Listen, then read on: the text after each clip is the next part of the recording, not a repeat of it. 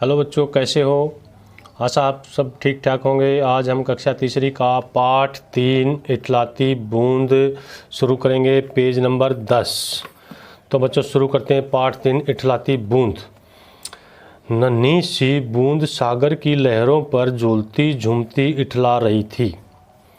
जो छोटी सी बूंद है वो सागर मीन्स समुद्र की लहरों पर झूलती झूमती इठला रही थी, मतलब उछल कूद कर रही थी। इठला रही थी मतलब उछल कूद कर रही थी। उसका मन कल्पना की उड़ान भर रहा था। उसका जो मन था वो नई चीज़ के बारे में सोच रहा था। कल्पना मीन नई चीज़ के बारे में सोचना। उड़ान भर रहा था। लहरों के झूले झूलती हुई बूंद सोच रही थी, काश मैं आसमान में बादलों के संग उड़ती। क्या सोच रही थी? कि मैं आसमान में बादलों के संग, संग माने साथ, बादलों के साथ उड़ती, वहाँ से खेतों को देखती। यदि वह बादलों के साथ उड़ती तो क्या देखती? ऊपर से वह खेतों को देखती, बाग बगीचों को निहारती। निहारती माने देखना।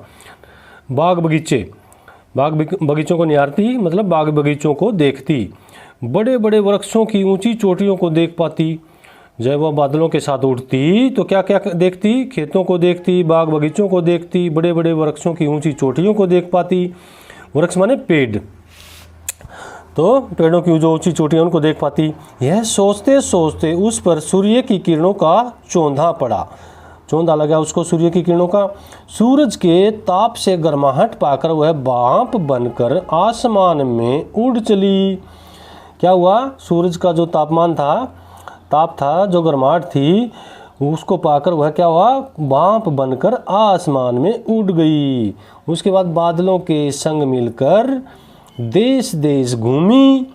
बादलों के संग मतलब बादलों के साथ मिलकर देश देश घूमी। ऊंचे पर्वतों की चोटियों को छूती हुई आगे निकल गई। ऊंचे पर्वत मीन पहाड़, ऊंचे ऊंचे पहाड़ों को चोटियों को छूती हुई आगे निकल गई।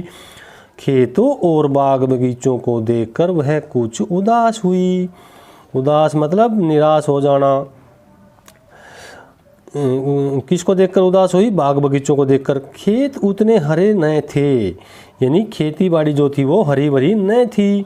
बगीचों में फूल उतने रंगीले नहीं थे, बगीचे भी सूखे पड़े थे। बागों में फल उतने रसीले न थे, और बागों में फल नहीं लगे हुए थे, जो लगे हुए थे वो रसीले नहीं थे जितने उसने सोचे थे। किसान बार बार आसमान की ओर ताक रहा था मतलब देख रहा था। जो किसान है बच्चों, ये आसमान की ओर देख रहा है कि बारिश होगी तभी तो खेती होगी, तभी तो खेती हरी भरी होगी, बाग बगीचे हरे भरे होंगे। तो बच्चों क्या कर रहा था किसान? किसान बार बार आसमान की ओर ताक रहा था, देख रहा था। उनके चेहरे पर उदासी थी, मायूसी थी, मायूस था, उदास खड़ा था किसान खेत में। वे सूखे खेतों को देखकर निराश मतलब उदास हो जाना। तो बच्चों पेज नंबर 11 पर चलते हैं। तो बच्चों वे सूखे खेतों को देखकर निराश थे। ये सब देखकर बूंद का सारा उत्साह ठंडा पड़ गया। यानी बूंद के अंदर जो जोश था, जो उत्साह था, वो ठंडा पड़ गया। उसका मन दुख से पिघल गया, यानी उसका मन बहुत दुखी हुआ और वह धरती पर आ गिरी। बूंद मिट्टी में मिलकर एक पेड़ की जड़ तक जा पहुंची। मिट्टी में मिलकर क्या हुआ? पेड़ की जड़ तक जा पहुंची। पेड़ के तने ने उसे ऊपर खींच लिया और उस टहनी तक पहुंचा दिया जहां फल लगे थे। किसान बाग में आया तो रसीले आमों को देखकर उसका मन झूम उठा। किसान बाग में आया तो रसीले आमों को देखकर उसका मन झूम उठा।